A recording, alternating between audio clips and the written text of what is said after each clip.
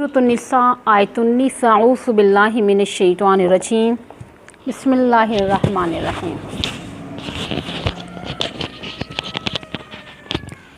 या अय्युहल्लज़ीना ऐ ईमान वालो आमनु जो ईमान लाए हो ला यहिल्लु हलाल नहीं है लकुम तुम्हारे लिए आन शे बात तरिसुन्निसा कि तुम वारिस बनो औरतों के करहन ज़बरदस्ती वला ताज़ुलुहुन्ना और ना रोको तुम उनको लितज़हबू ताकि ले जाओ तुम बिबाज़ि मा आतैतुमुहुन्ना बाज़ वो चीज़ें जो तुमने उनको दी हैं।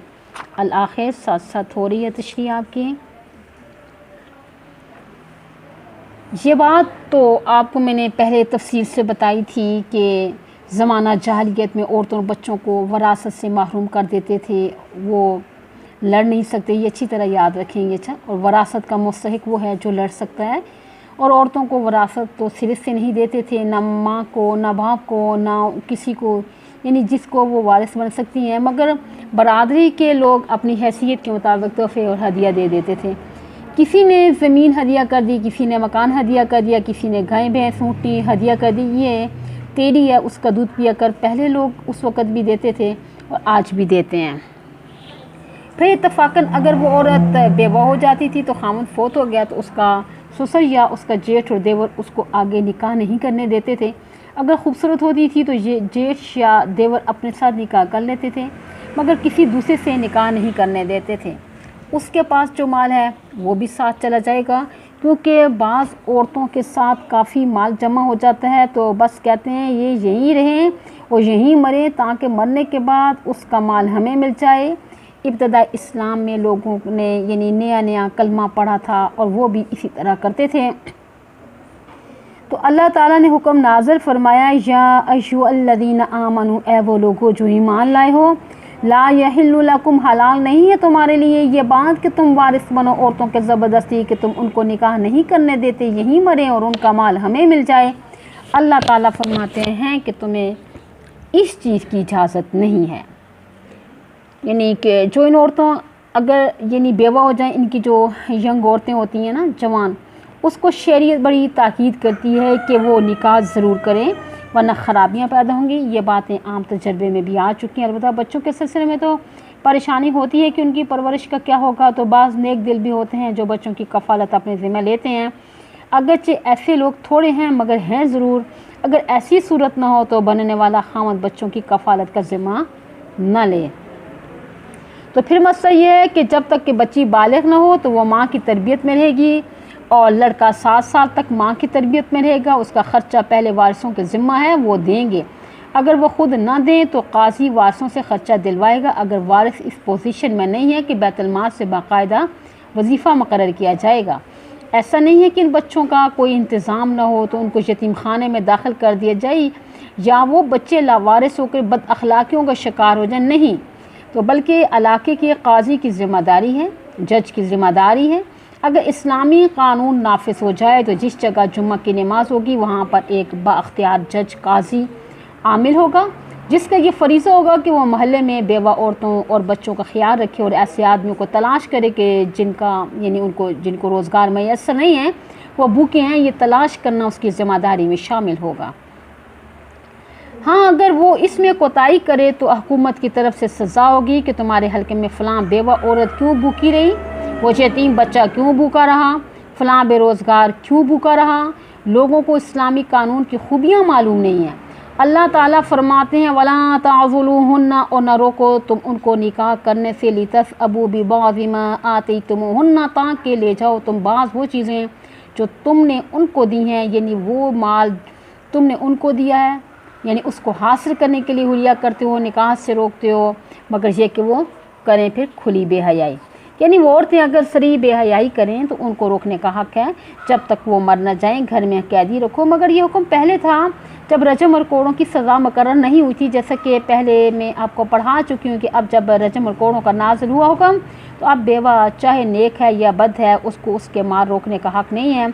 इद्दत गुजरने के बाद वो अपने बारे में फ़ैसला करने की मजाज़ है। वआशिरूहुन्ना बिल मारूफ़ और ज़िंदगी बसर करो तुम उनके साथ अच्छे तरीके से। حدیث پاک میں آتا ہے کہ حوا علیہ السلام کی خلقت پیدائش حضرت آدم علیہ السلام کی بائیں پسلی سے ہوئی تھی، تو عورتوں کے متعلق مجھ سے تاکیدی حکم حاصل کرو، اور ان کی پیدائش پسلی سے ہوئی ہے، اور پسلی ٹیڑھی ہوتی ہے، یوں سمجھو کہ عورت ٹیڑھی ہوتی ہے، اس کو تم یعنی کہ تکلے کی طرح سیدھا کرنا چاہو تو نہیں کر سکتے، ٹیڑھی رہے گی، اگر سیدھا کرنا چاہو گے تو ٹوٹ جائے گی، یعنی طلاق کی نوبت آ جائے گی۔ عورتوں کا مزاج قدرتی طور پر ضدی ہوتا ہے، وہ ضدی ہوتی ہیں تو کبھی پکی بھی ہو جاتی ہیں، اگر تم چاہو تو ان کی ضد ختم کر دو، یہ تمہارے بس میں نہیں ہے۔ بعض نیک دل کچھ نرم ہو جاتی ہیں تو بس وقت پاس کرے اور ان کے ساتھ اچھے اخلاق کے ساتھ زندگی گزارو، ان کے مزاج کا خیال رکھو۔ عورت کا بھی فرض ہے وہ خامد اور اس کے گھر والوں کے مزاج کو سمجھے کہ میرے خامد کا کیا مزاج ہے، میرے سسر کا کیا مزاج ہے، میری ساس کا کیا مزاج ہے۔ جو کام ان کے مزاج کے خلاف ہے اس کا ارتکاب نہ کرو، کیونکہ اس سے بدمزگی پیدا ہوگی، اور دونوں فریقوں کو اللہ تعالیٰ نے حقوق بتلائے ہیں، مردوں کو بھی عورتوں کو بھی حکم ہے ایک دوسرے کے حقوق کا خیال رکھو۔ جن گھروں میں بدمزگی ہے وہ جہنم کے ٹکڑے ہیں، وہی گھر سکھی ہیں جہاں بدمزگی نہیں ہے۔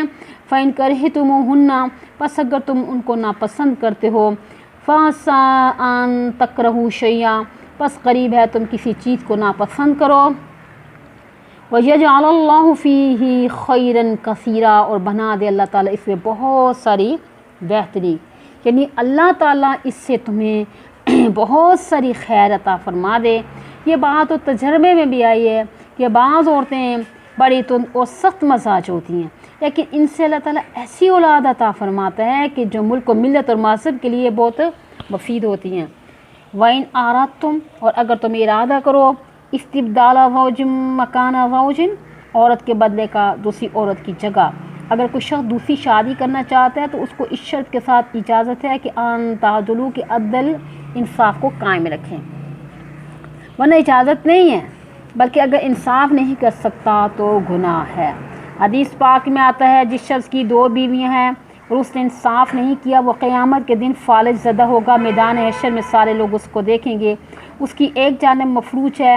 یہ بات کی علامت ہوگی اس کی کہ اس نے ایک عورت کے ساتھ عدل و انصاف نہیں کیا۔ عدل و انصاف یہ ہے کہ دونوں کو خوراک، لباس، رہائش، علاج، معالجہ میں برابری دیں۔ یہی قلبی محبت تو یہ انسان کے اختیار میں نہیں ہے۔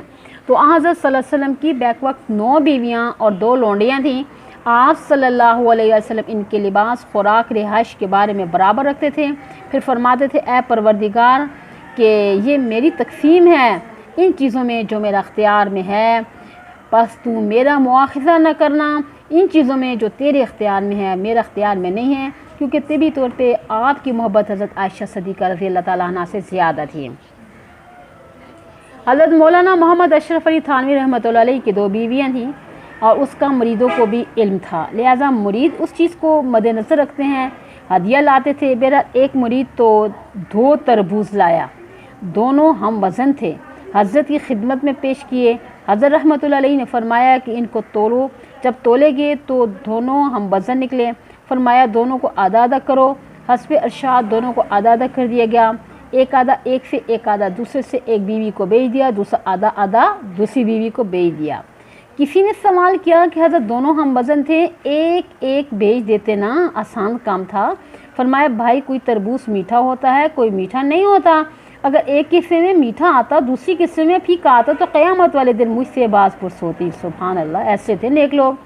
اس لیے کہ میں نے اس طرح کیا تو ایسا شخص اگر ایک سے زائد نکاح کر لے تو گنجائش ہے نا، اگر دوسرا نکاح کرنے کے بعد پہلی کا حال بھی معلوم نہ کرے تو گناہ کی بات ہے۔ آج کل دوسرا نکاح تو ضد میں کیا جاتا ہے، برابری میں کیا جاتا ہے، اس کو دکھ دینے کے لیے کیا جاتا ہے، اس کو تکلیف دینے کے لیے کیا جاتا ہے، یا سسرال شرط لگا دیتا ہے کرے گا، یا تو خامد کرتا ہے کہ میں کروں گا، میں تنگ ہوں، یعنی اس طرح اگر وہ کرے گا تو وہ سخت تحرین گناہ گار ہوگا۔ یہ تو نہیں ہے وہ کہے کہ بھئی ایک ہی بات کی رٹ لگی ہوئی ہے، 4 شادیاں جائز ہیں، 4 شادیاں جائز ہیں۔ اگر یہ یوٹیوب میں دیکھتے ہیں مولانا مسعود صاحب جو ہیں، ہمارے مسعود طارق صاحب ہیں، ماشاءاللہ اچھے ہیں، بہت نیک ہیں، سب کچھ ہے، لیکن وہ 4 شادیوں کی دعوت دیتے ہیں، لیکن وہ ساتھ یہ بھی تو کہتے ہیں نا کہ آپ برابری کریں، عدل کریں، انصاف کریں، کیونکہ وہ تو عالم ہیں، چوٹی کی عالم ہے، وہ یہ ترغیب تو نہیں دے رہے کہ بھئی تم ایک نکاح کرو دوسرے کو آدھر میں لڑکا دو، یوں تو انہوں نے نہیں کہا، وہ مفتی صاحب ہے، انہوں نے اچھی بات کی۔ آگے لوگوں نے بات کو بڑا بنا دیا، نکاح پہ نکاح کیے جا رہے ہیں اور کہتے ہیں 4 شادیاں سنت ہے۔ بھائی یہ سنت نہیں ہے، جو فرض ہے وہ تم چھوڑو اور سنت کے پیچھے بھاگو، اس طرح نہیں ہوگا۔ فرض پہلے نبھاؤ، اگر ایک کو اچھا رکھ سکتے ہو یا برابری کر سکتے ہو، جو طریقہ بھی تفصیل سے بتایا تو پھر بے شک نکاح کر لو، پھر کوئی حرج نہیں ہے۔ دیکھیے کہ مولانا اشرف علی تھانوی کی مثال بھی تو دینی چاہیے، یہ اگر تم نکاح کرتے ہو تو ذرا ان کو بھی تو دیکھو۔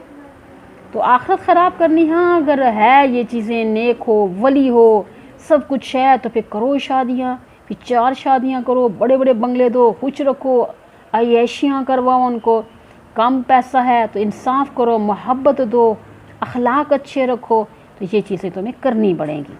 بس اوقات ایسا ہوتا ہے دوسری نکاح کرنا چاہتا ہے مگر ہماری توفیق نہیں ہوتی، اس طرح کرتے تھے، پہلی بیوی کو تنگ کرتے تھے۔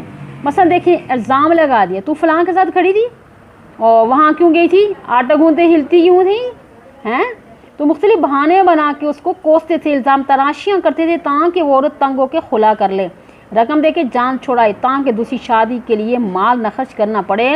فرمایا اس چیز کی تمہیں اجازت نہیں ہے۔ وَآتَيْتُمْ إِحْدَاهُنَّ قِنْطَارًا، دے چکے ہو تم ان میں سے ایک کو کافی مال، فَلَا تَأْخُذُوا مِنْهُ شَيْئًا، پس نہ لو تم اس مال میں سے کچھ بھی، یعنی پہلی بیوی کو تم نے جو مال دیا ہے اس میں سے تمہیں کچھ لینے کی اجازت نہیں ہے۔ أَتَأْخُذُونَهُ بُهْتَانًا وَإِثْمًا مُبِينًا، کیا لیتے ہو تم وہ مال بہتان باندھ کر صریح گناہ کی شکل میں، اس طرح طرح کے بہتان باندھتے ہو وہ تنگ آ کے خلا کرنے پہ مجبور ہو جائے، اس کا تمہیں حق نہیں پہنچتا۔ آج کل سب یوں ہی کرتے ہیں۔ ایک موقع پہ حضرت عمر رضی اللہ تعالیٰ نے خطبہ میں فرمایا تھا نا کہ مہر کی زیادتی اگر کوئی اچھی چیز ہوتی نا تو حضرت صلی اللہ علیہ وسلم ایسا کرتے، جبکہ حضرت صلی اللہ علیہ وسلم کی بیویاں اور بیٹیوں کا حق مہر 500 درہم تھا، 1 درہم 3.5 ماشے کا ہوتا ہے۔ اس وقت میرے خیال کے مطابق کافی مالیت ہوگی، 10,000 سے اوپر 15 تک بنتی ہوگی، 20 تک کر لیں۔ حضرت عمر رضی اللہ تعالیٰ نے فرمایا کہ مہر زیادہ مقرر کرنا اگر کوئی فضیلت کی بات ہوتی تو حضرت صلی اللہ علیہ وسلم اپنی بیویوں اور بیٹیوں کے لیے زیادہ مقرر فرماتے، لہذا مہر جو ہے نا زیادہ نہ مقرر کرو۔ ایک بوڑھی عورت کے منہ پہ کپڑا ڈالا ہوا تھا، کھڑے ہو کے کہنے لگی مہلن یا عمر، عمر ٹھہر جا، ہم نے آپ کی تقریر سنی ہے، یہ بتاؤ کہ تمہاری بات مانے یا رب تعالیٰ کی بات مانے؟ حضرت عمر نے فرمایا تو پر اماں بات تو رب تعالیٰ کی ماننی ہے۔ تو بوڑھی نے پھر کہا کہ رب تعالیٰ تو فرماتے ہیں وَآتَيْتُمْ إِحْدَاهُنَّ قِنْطَارًا، دے چکے ہو تم ان عورتوں میں سے کسی کو ڈھیر مال، اس سے تم نہ لو کچھ بھی، اللہ تعالیٰ تو ہمیں ڈھیر مال دلواتا ہے، تم منع کرتے ہو۔ حضرت عمر رضی اللہ تعالیٰ نے فرمایا اللہ تعالیٰ کے فضل و کرم سے وہ امت کبھی تباہ نہیں ہوگی جس امت کی بوڑھیوں کو بھی یہ مسئلے یاد ہوں۔ پھر وہ خود حضرت عمر رضی اللہ تعالیٰ نے جب حضرت ام کلثوم رضی اللہ تعالیٰ عنہ کے ساتھ نکاح کیا تو وہ حضرت علی رضی اللہ تعالیٰ کی بیٹی تھی، حضرت فاطمہ رضی اللہ تعالیٰ عنہ کے پیٹ سے تھی، اس وقت ان کی عمر 11 سال تھی، ان کا مہر 40,000 درہم مقرر فرمایا، اور لوگوں نے اعتراض کیا کہ پہلی بیوی کو حق مہر کم دیا تھا اور اس کو زیادہ دیا، تو فرمایا اس وقت میری مالی پوزیشن کمزور تھی، اب مضبوط ہے۔ تو یاد رکھنا کہ مہر خامد کی حیثیت کے مطابق ہے، ٹھیک ہے۔ کئی لوگ ابھی تک یہ رٹ لگائے پھرتے ہیں شرعی مہر 32 روپے 6 آنے ہیں، ہاں شبک اللہ، ایسی کوئی بات شریعت میں نہیں ہے۔ اصل بات یہ ہے کہ انگریز دور میں نا 500 درہم کی قیمت تھی 132 روپے 6 آنے، تو 100 کا نام نہیں لیتے تھے تو 32 روپے 6 آنے کیا دیتے تھے، تو ان کو یعنی کہ 32 روپے 6 آنے یاد ہو گئے ہیں، تو باقی دیکھو کہ باقی ساری رسمیں کرتے ہیں تو مہر پہ آ کے نا اڑ جاتے ہیں۔ مہر شرعی ہوگا، شرعی ہوگا، یہ شرعی ہوگا، خود ساختہ، لہٰذا یاد رکھیے آج کل کے زمانے میں مہر 32 روپے 6 آنے ہو تو نکاح بالکل نہیں ہوتا۔ امام ابو حنیفہ رحمۃ اللہ علیہ جابر رضی اللہ عنہ کی اس روایت پہ عمل کرتے ہیں، لا مہر اقل من 10 دراہم، 10 درہم سے کم کوئی مہر نہیں ہے، 1 درہم 3.5 ماشے کو ہوتا ہے، یہ تقریباً 36 ماشے چاندی بنتی ہے میرے خیال کے مطابق، اس وقت اس کی قیمت زیادہ بن جاتی ہے، کافی 1000 روپیہ 500 سے اوپر نا، اس وقت 2 روپے یعنی 200 روپے سے کم کوئی مہر مقرر کرے گا وہ مہر نہیں ہوگا۔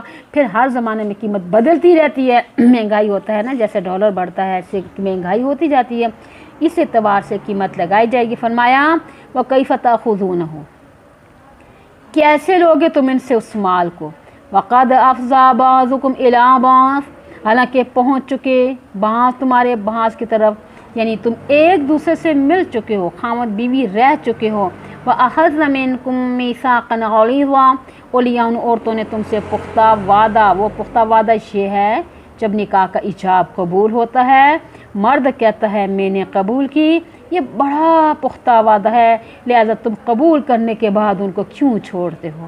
اللہ تو یہ کہتا ہے تم وہ کرتے ہو، اور ان کو تنگ کر کے خلا پہ کیوں مجبور کرتے ہو؟ ایک اور مسئلہ بھی یاد رکھیے، وہ یہ ہے کہ بعض جاہل قسم کے نکاح خواں ان الفاظ کے ساتھ نکاح پڑھاتے ہیں، فلاں دختر فلاں کی اتنے مار کے عوض میں تجھے قبول ہے، وہ کہتا ہے مجھے قبول ہے۔ ان الفاظ کے ساتھ نکاح نہیں ہوتا، کیونکہ یہ استفہام ہے، جملہ استفہامیہ سے نکاح نہیں ہوتا۔ نکاح ان الفاظ کے ساتھ ہے کہ فلاں دختر فلاں اس کی اجازت سے میں نے اپنی وکالت سے تجھے نکاح کر کے دے دی ہے، اور وہ کہے کہ میں نے قبول کیا۔ مسئلہ فرمایا وَلَا تَنْكِحُوا مَا نَكَحَ آبَاؤُكُم مِّنَ النِّسَاءِ، نہ نکاح کرو تم ان عورتوں سے جن کے ساتھ نکاح کیا تمہارے باپ دادا نے۔ زمانہ جاہلیت میں ایسا ہوتا تھا، اگر کسی کے باپ نے جوان عورت سے نکاح کیا ہوتا اور باپ فوت ہو جاتا، اس کے یعنی کہ بیٹوں میں سے کوئی ایک سوتیلی ماں کے ساتھ نکاح کر لیتا، یا اس طرح دادا یا نانے نے کسی نوجوان عورت کے ساتھ نکاح کیا ہوتا تو ان کے فوت ہو جانے کے بعد یہ اپنی سوتیلی دادی یا نانی سے نکاح کر لیتے تھے۔ اللہ تعالیٰ نے منع فرمایا اِلَّا مَا قَدْ سَلَفَ، مگر وہ بات جو پہلے گزر چکی ہے اپنی یعنی کہ دور جاہلیت میں، آج سے پہلے جو ہو چکا ہے وہ نادانی کی وجہ سے تھا۔ اب آئندہ کے لیے ایسی عورتیں ہمیشہ کے لیے تم پر حرام ہو گئی ہیں۔ اِنَّهُ كَانَ فَاحِشَةً وَمَقْتًا، بے شک وہ بے حیائی ہے، اللہ کی ناراضگی کی بات ہے۔ جس عورت کو باپ استعمال کرتا تھا اب اسی کو بیٹا استعمال کرے، جس کو دادا استعمال کرتا رہا اس کو پوتا استعمال کرے، جس کو نانا استعمال کرتا رہا اس کو نواسا استعمال کرے، بڑی بے حیائی کی بات ہے، اللہ تعالیٰ کی ناراضگی کی بات ہے۔ وَسَاءَ سَبِيلًا، یہ بہت ہی برا راستہ ہے، لہٰذا ان کے حقوق کا لحاظ کرو، وہ چاہے کہ وہ نو عمر ہیں تمہارے نکاح میں نہیں آ سکتی ہیں۔